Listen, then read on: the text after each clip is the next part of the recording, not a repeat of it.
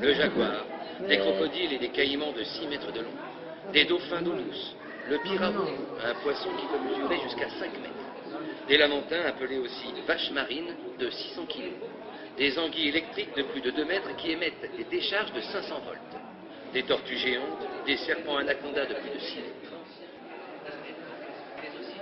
Alors nous sommes dans la serre amazonienne du parc zoologique de Montpellier. On peut y trouver, recréer quasiment à l'identique le biotope amazonien avec tout ce que ça comporte, à savoir les végétaux, les animaux, les différents biotopes et zones climatiques. Donc en fait, il y a 7 zones climatiques différentes dans la serre amazonienne et 5 biotopes qui sont représentés, à savoir la forêt de mangrove, la forêt dense, la forêt inondée, la forêt de montagne. Donc le visiteur en fait parcourt un chemin qui va de l'estuaire d'un fleuve jusqu'à la source qui remonte, et c'est comme ça qu'a été étudiée la scénographie en fait et le cheminement du visiteur. Et au cours de ce cheminement, il passe donc dans les 5 biotopes différents et dans une atmosphère qui est typiquement amazonienne, puisqu'on a 60 à 80% d'hygrométrie, entre 18 et 27 degrés, enfin 18 degrés la nuit et 27 degrés la journée.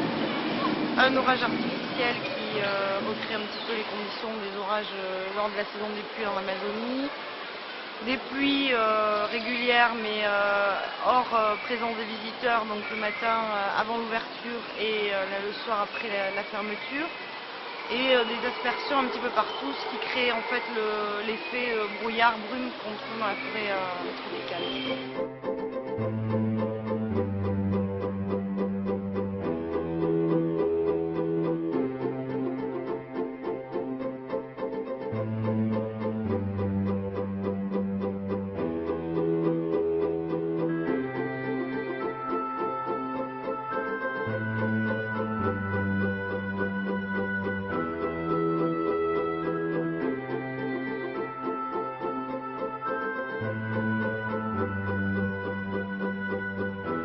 Les parcs zoologiques maintenant ont des missions très précises qui ont été déterminées par l'Union internationale de la conservation de la nature, qu'on appelle maintenant l'Union mondiale pour la conservation de la nature, et l'Association européenne des parcs zoologiques, dont le zoo de Montpellier est membre, et qui sont en fait des missions de conservation des espèces menacées, missions de sensibilisation et de pédagogie à l'attention du public, des missions de divertissement évidemment, mais aussi recherche scientifique. Donc la serre, elle peut répondre à toutes ces missions-là.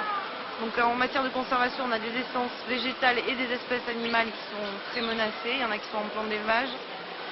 Donc ça c'est l'aspect conservation. Au niveau pédagogie et sensibilisation du public, c'est vrai que quand on vient ici, on a une vision globale de ce qu'est l'Amazonie, mais en plus on a des choses un petit peu plus ludiques, à savoir à la cabane pédagogique, à l'attention des scolaires, où il y a 24 panneaux thématiques, on peut se renseigner sur les populations amérindiennes, sur l'exploitation de certaines essences végétales. Et en termes de recherche scientifique, on peut se dire que la serre amazonienne, tant au niveau des végétaux que des animaux, peut devenir un plateau technique à l'attention des chercheurs, biologistes, éthologues, botanistes, que sais-je. À savoir que d'avoir ces végétaux et ces animaux comme ça en captivité, ça nous permet aussi d'avoir un certain recul sur leur physiologie, sur leurs besoins, et d'avoir peut-être une incidence sur les projets qui ont lieu in situ. Et donc voilà, c'est tout le travail des parcs zoologiques maintenant. C'est que non seulement les parcs zoologiques sont des conservatoires au niveau des animaux menacés, mais en plus deviennent des conservatoires du point de vue des végétaux.